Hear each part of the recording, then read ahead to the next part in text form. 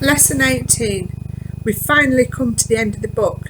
Before you watch this video, what I would like you to do is to write in your book how you think that this book is going to end. Once you've done that, then you can watch the video and find out if your prediction was right or wrong. Chapter called 12 o'clock. London appeared. Suddenly the clouds rolled back and the midday sun brought the whole city shining into view. There was Battersea Power Station standing proud with its 4 great chimneys still intact, even though much of its roof had long ago been eaten away. Behind it, Battersea Park appeared as a square of dense green bushes and trees that were making a last stand, fighting back the urban spread. In the far distance, the Millennium Wheel perched like a fabulous silver coin, balancing effortlessly on its rim, and all around it London crouched. Gas towers and apartment blocks, endless rows of shops and houses, roads and railways and bridges stretching away on both sides, separated only by the bright silver crack in the landscape that was the River Thames. Alex saw all this with a clenched stomach, looking out through the open door of the aircraft. He'd had 50 minutes to think about what he had to do. 50 minutes while the plane droned over Cornwall and Devon, then Somerset and the Salisbury Plains before reaching the North Downs and flying on towards Windsor and London. When he had got into the plane, Alex had intended to use its radio to call the police or anyone else who might be listening, but seeing Mr. Gwynn at the controls had changed all that. He remembered how fast the man had been both outside his bedroom and throwing the knife when Alex was handcuffed to the chair. He knew he was safe enough in the cargo area, with Mr. Gwynn strapped into the pilot's seat at the front of the plane, but he didn't dare get any closer. Even with the gun, it would be too dangerous. He had thought of forcing Mr. Gwynn to land the plane at Heathrow. The radio had started squawking the moment they'd entered London airspace, and had only stopped when Mr. Gwynn turned it off. But that would never have worked. By the time they'd reached the airport, touched down and coasted to a halt, it would have been far too late. And then, sitting up, hunched up in the cargo area, Alex had recognised the 2 bundles lying on the floor next to him. They had told him exactly what he had to do. "Here," Mr. Gwynn said. He twisted round in his seat, and for the last time, Alex saw the hideous smile that the circus knife had torn through his cheeks. "Thanks for the ride," Alex said, and jumped out of the open door. The bundles were parachutes. Alex had checked them out and strapped one onto his back when they were still over Reading. He was glad that he'd spent a day on parachute training with the SAS, although this flight had been even worse than the one he'd endured over the Welsh valleys. This time there was no static line. There was no one to reassure him that his parachute was properly packed. If he could have thought of any other way to reach the Science Museum in the 7 minutes he had left, he would have taken it. There was no other way, he knew that, so he had jumped. Once he was over the threshold, it wasn't so bad. There was a moment of dizzying confusion as the wind hit him once again. He closed his eyes and forced himself to count to 3. Pull too early and the parachute might snag on the plane's tail. Even so, his hand was clenched and he had barely muttered the word 3 before he was pulling with all his strength. The parachute blossomed open above him and he was jerked back upwards, the harness cutting into his armpits and sides. They had been flying at 4,000 feet. When Alex opened his eyes, he was surprised by the sense of calm. He was dangling in the air underneath a comforting canopy of white silk. He felt as if he wasn't moving at all. Now that he had left the plane, the city seemed even more distant and unreal. It was just him, the sky and London. He was almost enjoying himself. And then he heard the plane coming back. It was already a couple of kilometres away, but even as he watched, he saw it bank steeply to the right, making a sharp turn. The engines rose and then it levelled out. It was heading straight towards him. Mr. Gwynn wasn't going to let him get away so easily. As the plane drew closer and closer, he could almost see the man's never-ending smile behind the window of the cockpit. Mr. Gwynn intended to steer the plane right into him, to cut him to shreds in mid-air. But Alex had been expecting it. He reached town and took out the Nintendo. This time there was no game cartridge in it, but while he had been on the plane he had taken out Bomber Boy and slid it across the floor. That was where it was now, just behind Mr. Grin's seat. He pressed the start button 3 times. Inside the plane the cartridge exploded, releasing a cloud of acrid yellow smoke. The smoke billowed out through the hold, curling against the windows, trailing out of the open door. Mr. Grin vanished, completely surrounded by smoke. The plane wobbled, then plunged down. Alex watched the plane dive. He could imagine Mr. Grin blinded, fighting for control. The plane began to twist, slowly at first, then faster and faster. The engines whined. Now it was heading straight for the ground, howling through the sky. Yellow smoke trailed in its wake.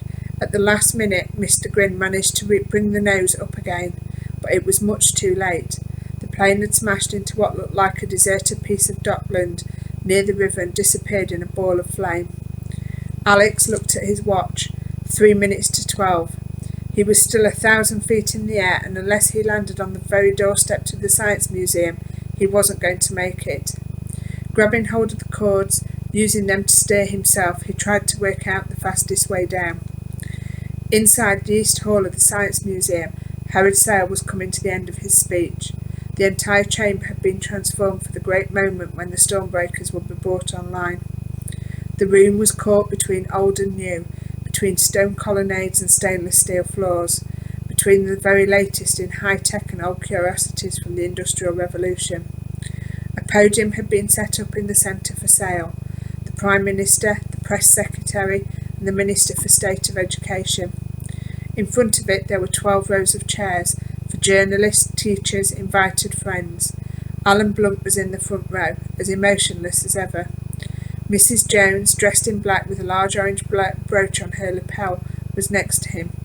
On either side of the hall, television towers had been constructed, with cameras focusing in as Sale spoke. The speech was being broadcast live to schools throughout the country, and it was also be shown on the evening news. The hall was packed with another 200 or 300 people standing on the first and second floor galleries, looking down on the podium from all sides. As Sale spoke, tape recorders turned and cameras flashed. Never before had a private individual made such a generous gift to the nation. This was an event, history in the making. It is the Prime Minister, and the Prime Minister alone, who is responsible for what is about to happen, Sale was saying. And I hope that tonight, when he reflects on what has happened today throughout his country, he will remember our days together at school and everything he did at that time.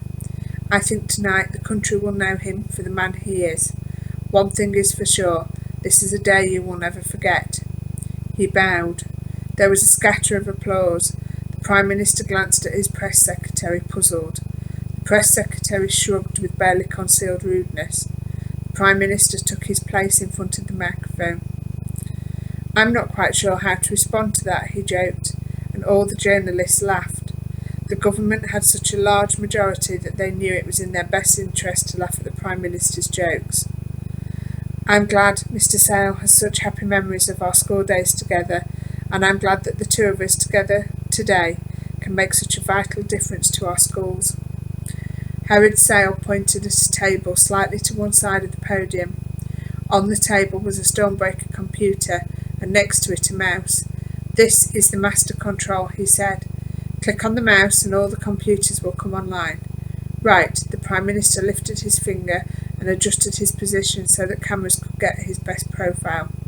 Somewhere outside the museum a clock began to strike. Alex heard the clock from about 300 feet, with the roof of the Science Museum rushing towards him. He had seen the building just after the plane had crashed. It hadn't been easy finding it, with the city spread out like a 3-dimensional map right underneath him. On the other hand, he had lived his whole life in West London and had visited the museum often enough.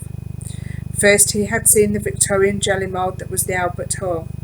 Directly south of that was a white tower surrounded by a green dome, Imperial College. As Alex dropped, he seemed to be moving faster.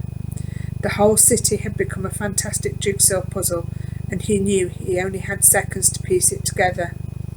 A wide, extravagant building with church-like towers and windows. That had to be the Natural History Museum. The Natural History Museum was on Cromwell Road. How did you get from there to the Science Museum? Of course, turn left at the lights up Exhibition Road. And there it was. Alex pulled at the parachute, guiding himself towards it. How small it looked to the other landmarks. A rectangular building with a flat grey roof, jutting in from the main road. Part of the roof consisted of a series of arches, the sort of things you might see on a railway station, or perhaps on an enormous conservatory. They were a dull orange in colour, curving one after the other. It looked as if they were made of glass. Alex could land on the flat part. Then all he would have to do was look through the curved windows. He still had the gun he had taken from the guard. He could use it to warn the Prime Minister. If he had to, he could use it to shoot Herod Sale. Somehow he managed to manoeuvre himself over the museum. But it was only as he fell the last 200 feet as he heard the clock strike 12 that he realised two things. He was falling much too fast, and he had missed the flat roof. In fact, the Science Museum had two roofs. The original is Georgian and made of wired glass, but sometime in the recent past it must have leaked, because the curators have constructed a second roof of plastic sheeting over the top. This was the orange roof that Alex had seen. He crashed into it feet first. The roof shattered. He continued straight through, into an inner chamber, just missing a network of steel girders and maintenance ladders. He barely had time to register what looked like a brown carpet stretched out over the curving surface below. Then he hit it and tore through that too. It was no more than a thin cover, designed to keep the light and dust off the glass underneath. With a yell, Alex smashed through the glass. At last his parachute caught on a beam. He jerked to a halt, swinging in mid-air inside the East Hall. This was what he saw. Far below him, all around him, 300 people had stopped and were staring up at him in shock. There were more people sitting on chairs directly underneath him, and some of them had been hit. There was blood and broken glass. A bridge made of green glass slats stretched across the hall. There was a futuristic information desk, and in front of it, at the very centre of everything, was a makeshift stage. He saw the Stormbreaker first. Then, with a sense of disbelief, he recognised the Prime Minister, standing slack-jawed next to Herod Sale. Alex hung in the air, dangling at the end of the parachute. As the last pieces of glass fell and disintegrated on the terracotta floor, movement and sound returned to the East Hall in an ever-widening wave. The security men were the first to react.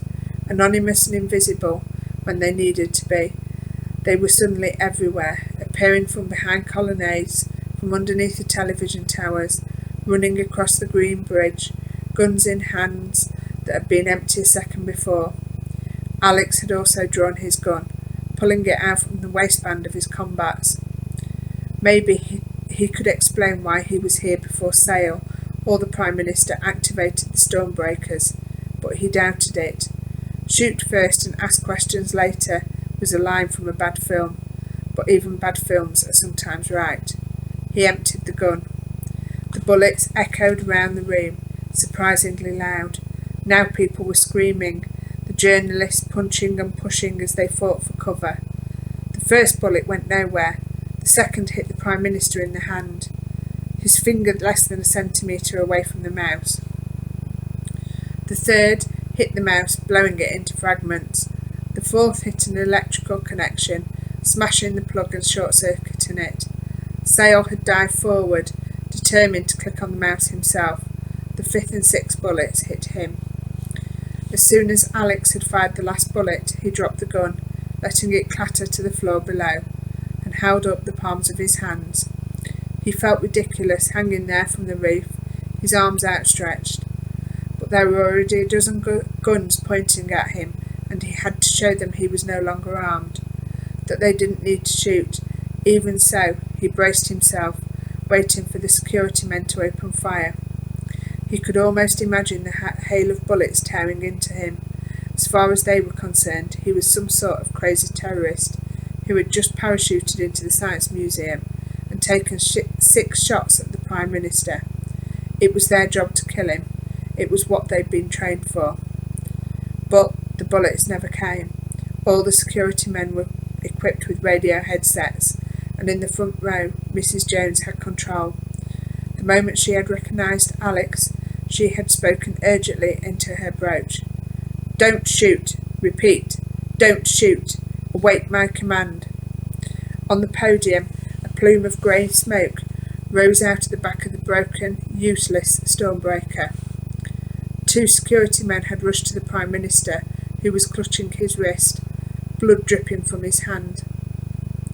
Journalists had begun to shout questions. Photographers' cameras were flashing, and the television cameras too had been swung round to focus on the figure swaying high above.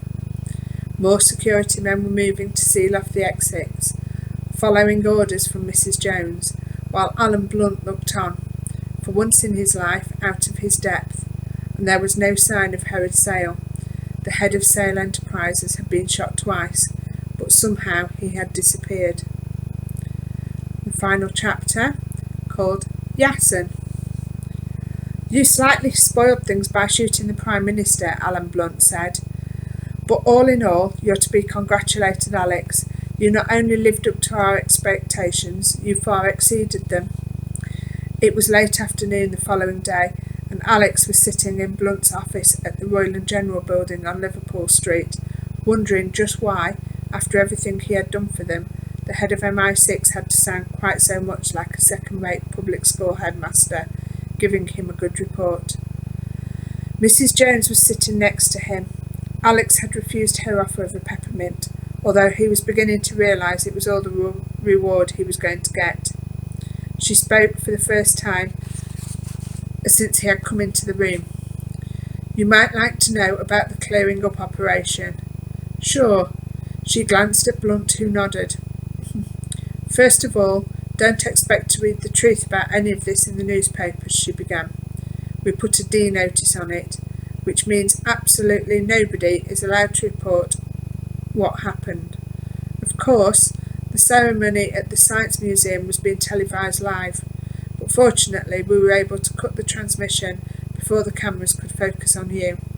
In fact, nobody knows that it was a 14-year-old boy who caused all the chaos, and we plan to keep it that way," Blunt muttered. "Aye." Alex didn't like the sound of that. Mrs. Jones dismissed the question. "The newspapers had to print something, of course," she went on. "The story we've put out is that Sale was attacked by a hitherto unknown terrorist organisation, and that he's gone into hiding." "Where is Sale?" Alex asked. "We don't know, but we'll find him. There was nowhere on earth he can hide from us." "OK," Alex sounded doubtful. "As for the Stormbreakers, we've already announced that there's a dangerous product fault, and that anyone turning them on could get electrocuted. It's embarrassing for the government, of course, but they've all been recalled, and we're bringing them in now. Fortunately, Sale was so fanatical that he programmed them so that the smallpox virus could only be released by the Prime Minister at the Science Museum. You managed to destroy the trigger, so even the few schools that have tried to start up their computers haven't been affected." "It was very close," Blunt said. "We've analysed a couple of samples. It's lethal, worse even than the stuff Iraq was brewing up in the Gulf War." "Do you know who supplied it?" Alex asked. Blunt coughed. "No. The submarine I saw was Chinese. That doesn't necessarily mean anything. It was obvious that Blunt didn't want to talk about it. You can just be sure that we'll make all the necessary inquiries." "What about Yassen Grigorovich?" Alex asked. Mrs. Jones took over. "We've closed down the plant at Port Talon," she said. "We already have most of the personnel under arrest. Unfortunately, we weren't able to talk to either Nadia Vol or the man you knew as Mr. Grin." "He never talked much anyway," Alex said. "It was lucky that his plane crashed into a building site," Mrs. Jones went on. "Nobody was killed. As for Yassen, I imagine he'll disappear. From what you've told us, it's clear that he wasn't actually working for Sale. He was working for the people who were sponsoring Sale, and I doubt they'll be very pleased with him. Yassen is probably on the other side of the world already, but one day, perhaps, we'll find him.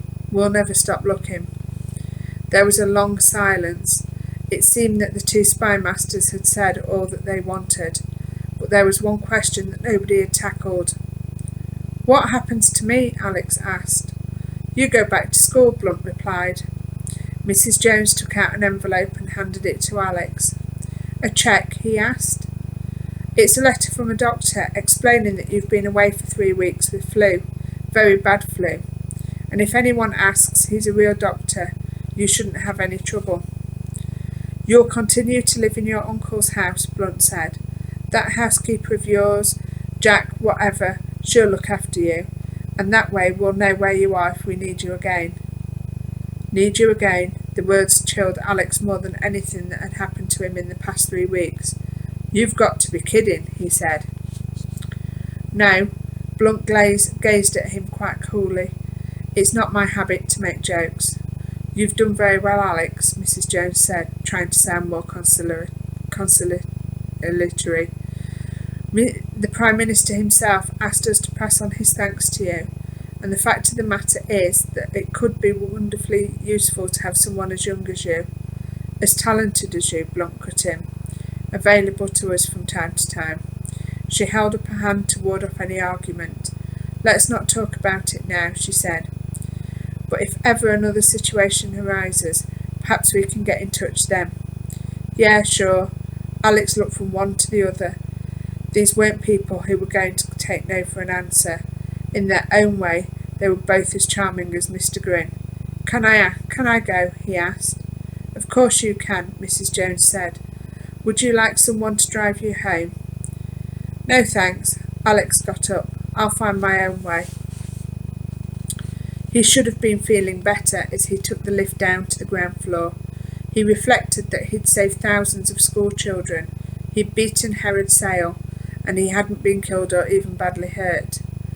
So what was there to be unhappy about? The answer was simple. Blunt had forced him into this. In the end, the big difference between him and James Bond wasn't a question of age, it was a question of loyalty. In the old days, spies had done what they'd done because they loved their country, because they believed in what they were doing, but he'd never been given a choice. Nowadays, spies weren't employed, they were used. He came out of the building, meaning to walk up to the tube station, but just then a cab drove along and he flagged it down. He was too tired for public transport. He glanced at the driver, huddled over the wheel in a horribly knitted homemade cardigan, and slumped onto the back seat. "Cheyenne Walk, Chelsea," Alex said. The driver turned round. He was holding a gun. His face was paler than it had been the last time Alex saw it, and the pain of 2 bullet wounds was drawn all over it. But, impossibly, it was Herod Sale. "If you move, you bloody child, I will shoot you," Sale said. His voice was pure venom. "If you try anything, I will shoot you. Sit still. You're coming with me." The doors clicked shut, locking automatically. Herod Sale turned round and drove off, down Liverpool Street, heading for the city. Alex didn't know what to do. He was certain that Sale planned to shoot him anyway. Why else would he have taken the huge chance of driving up to the very door of MI6 headquarters in London? He thought about trying the window, perhaps trying to get the attention of another car at traffic light.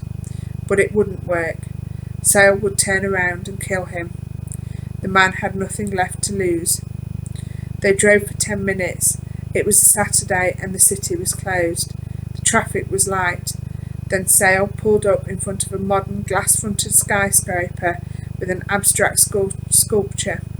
2 oversized bronze walnuts on a slab of concrete outside the front door. "You will get out of the car with me," Sale commanded. "You and I will walk into the building. If you think about running, remember that this gun is pointing at your spine." Sale got out of the car first. His eyes never left Alex. Alex guessed that the 2 bullets must have hit him in the left arm and shoulder. His left hand was hanging limp, but the gun was in his right hand. It was perfectly steady, aimed at Alex's lower back. In. The building had swing doors, and they were open. Alex found himself in a marble-clad hall with leather sofas and a curving reception desk. There was nobody here either. Sale gestured with the gun and Alex walked over to the bank of lifts. One of them was waiting. They got in. "The 29th floor," Sale said. Alex pressed a button. "Are we going up for the view?" he asked. Sale nodded. "You make all the bloody jokes you want," he said, "but I'm going to have the last laugh." They stood in silence. Alex could feel the pressure in his ears as the lift rose higher and higher. Sale was staring at him, his damaged arm tucked into his side, supporting himself against the door. Alex thought about attacking him, if he could just get the element of surprise. But no, they were too close, and Sale was coiled up like a spring. The lift slowed down and the doors opened. Sale waved with the gun. "Turn left, you'll come to a door. Open it." Alex did as he was told. The door was marked helipad. A flight of concrete steps led up. Alex glanced at Sale. Sale nodded. "Up." They climbed the steps and reached another door with a push bar. Alex pressed it and went through. He was back outside, 30 floors up on a flat roof with a radio mast and a tall metal fence running around the perimeter. He and Sale were standing on the edge of a huge cross, painted in red. Looking around, Alex could see right across the city to Canary Wharf. It had seemed a quiet spring day when Alex left the Royal and General offices, but up here the wind streaked past and the clouds boiled. "You ruined everything," Sale howled. "How did you do it? How did you trick me? I'd have beaten you if you'd been a man." "But they had to send a boy, a bloody schoolboy. Well, it wasn't over yet. I'm leaving England, do you see?" Sale nodded, and Alex turned to see that there was a helicopter hovering in the air behind him. Where had it come from? It was red and yellow, a light single-engine aircraft with a figure in dark glasses and helmet hunched over the controls. The helicopter was a Calibri EC-120B, and one of the quietest in the world. It swung round over him, the blades beating the air. "That's my ticket out of here," Sale continued. "They'll never find me, and one day I'll be back. Next time nothing will go wrong, and you won't be here to stop me. This is the end for you. This is where you die." There was nothing Alex could do. Sale raised the gun and took aim, his eyes wide, the pupils blacker than they had ever been, mere pinpricks in bulging whites. They were two small, explosive cracks. Alex looked down, expecting to see blood. There was nothing. He couldn't feel anything. Then Sale staggered and fell onto his back. There were two gaping holes in his chest. The helicopter landed at the centre of the cross. Yassen got out. Still holding the gun that had killed Herod Sale, he walked over and examined the body, prodding it with his shoe. Satisfied, he nodded to himself, tucking the gun away. He had switched off the engine of the helicopter, and behind him the blade slowed down and stopped. Alex stepped forward. Yassen seemed to notice him for the first time. "You're Yassen Grigorovich," Alex said. The Russian nodded. It was impossible to tell what was going on in his head. His clear blue eyes gave nothing away. "Why did you kill him?" Alex asked. "Those were my instructions." There was no trace of an accent in his voice. He spoke softly, reasonably. He had become an embarrassment. It was better this way. Not better for him. Yassen shrugged. "What about me?" Alex asked. The Russian ran his eyes over Alex as if weighing him up. "I have no instructions concerning you," he said. "You're not going to shoot me too?" "Do I have any need to?" There was a pause. The two of them gazed at each other over the corpse of Herod Sale. "You killed Ian Ryder," Alex said. "He was my uncle." Yassen shrugged. "I kill a lot of people. One day I'll kill you." "A lot of people have tried," Yassen smiled. "Believe me," he said, "it would be better if we didn't meet again. Go back to school. Go back to your life. and the next time they ask you, say no. Killing is for grown-ups and you're still a child. He turned his back on Alex and climbed into the helicopter cabin. The blade started up and a few seconds later the helicopter rose back into the air. For a moment it hovered at the side of the building. Behind the glass, Yassen raised his hand. A gesture of friendship. A salute. Alex raised his hand. The helicopter spun away. Alex stood where he was, watching it until it had disappeared into the dying light. That's the end of our book. I really hope you enjoyed it, and we'll have to choose another one to read next.